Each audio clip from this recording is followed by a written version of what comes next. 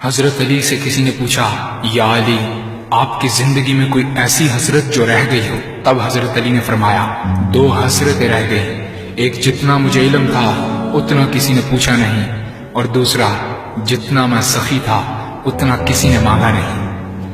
آپ نے فرمایا، زندگی کے 3 سنہری اصول ہمیشہ یاد رکھو۔ ایک یہ، اس سے ضرور معافی مانگو جسے تم چاہتے ہو۔ دوسرا، اسے مت چھوڑو جو تمہیں چاہتا ہے۔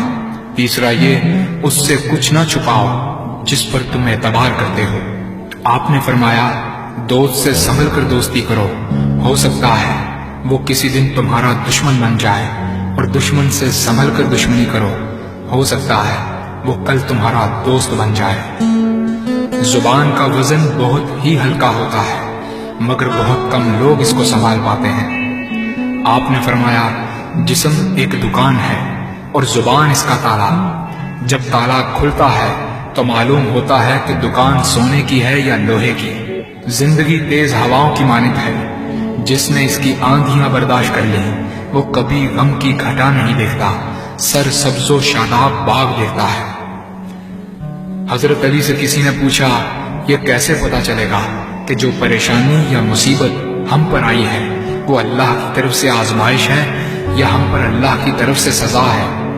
آپ نے جواب دیا، جو مصیبت تجھے اللہ کی طرف لے جائے وہ آزمائش ہے، اور جو مصیبت تجھے اللہ سے دور کر دے وہ سزا ہے۔ حضرت علی کے پاس ایک یہودی آیا اور کہا، میں نے سنا ہے کہ آپ مسلمان جب عبادت کرتے ہو تو وسوسے اور خیالات آتے ہیں، جبکہ ہم عبادت کرتے ہیں تو ہمیں نہیں آتے۔ حضرت علی نے جواب میں فرمایا، اگر ایک گھر فقیر کا ہو اور ایک گھر امیر کا تو چور کہاں جائے گا؟ یہودی نے کہا، امیر کے گھر میں۔ حضرت علی نے فرمایا، تبھی تو شیطان ان کو ستاتا ہے جن کے دل میں اللہ ہو۔ جن کے دل میں اللہ کی محبت نہیں ہوتی وہاں شیطان کا کیا کام؟ آپ نے فرمایا، جب تمہاری جان کو خطرہ ہو تو صدقہ دے کر جان بچاؤ، اور جب تمہارے دین کو خطرہ ہو تو جان دے کر دین بچاؤ۔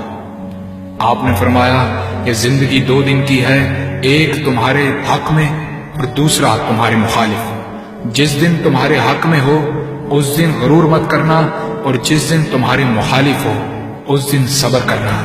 کسی کی مدد کرتے وقت اس کے چہرے کی طرف مت دیکھو، ہو سکتا ہے اس کی شرمندہ آنکھیں تمہارے دل میں غرور کا بیج بو دیں۔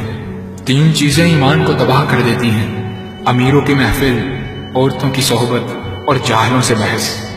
حضرت علی نے فرمایا، جانور میں خواہش اور فرشتے میں عقل ہوتی ہے، مگر انسان میں اللہ پاک نے دونوں رکھی ہیں۔ اگر وہ عقل دبا لے تو جانور، اگر خواہش کو دبا لے تو فرشتے کی مانند ہو جاتا ہے۔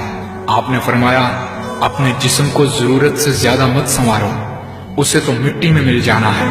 سنوارنا ہے تو اپنی روح کو سنوارو، کیونکہ اسے رب کے پاس لوٹ کر جانا ہے۔ مومن کی مثال ترازو کے پلڑے جیسی ہے، جس قدر اس کے ایمان میں اضافہ ہوتا ہے اتنی ہی اس کی آزمائش بڑھتی ہے۔ آپ نے فرمایا، اچھے لوگوں کی ایک خوبی یہ بھی ہوتی ہے کہ انہیں یاد رکھنا نہیں پڑتا، وہ یاد ہی رہتے ہیں۔ آپ نے فرمایا، رزق کے پیچھے اپنا ایمان خراب مت کرو، کیونکہ رزق انسان کو ایسے تلاش کرتا ہے جیسے مرنے والے کو موت۔ حضرت علی نے فرمایا، رشتے خون کے نہیں احساس کے ہوتے ہیں، اگر احساس ہو تو اجنبی بھی اپنے ہو جاتے ہیں، اگر احساس نہ ہو تو اپنے بھی اجنبی ہو جاتے ہیں۔ ایک مرتبہ قصاب آواز لگا رہا تھا، تازہ گوشت ہے لے لو۔ وہاں سے حضرت علی کا گزر ہوا، قصاب نے آپ سے کہا، تازہ گوشت ہے لے جائیں۔ حضرت علی نے فرمایا، آج میری جیب اجازت نہیں دیتی۔ قصاب بولا، میں آپ سے ادھار کر سکتا ہوں۔ اس سے آپ نے ایک بہت حکمت سے لبریز جملہ ارشاد فرمایا۔ آپ نے فرمایا، یہ ادھار میں اپنے پیٹ سے کیوں نہ کر لوں، جس کو میں جنت میں اس سے بہتر غذا کھلا سکتا ہوں۔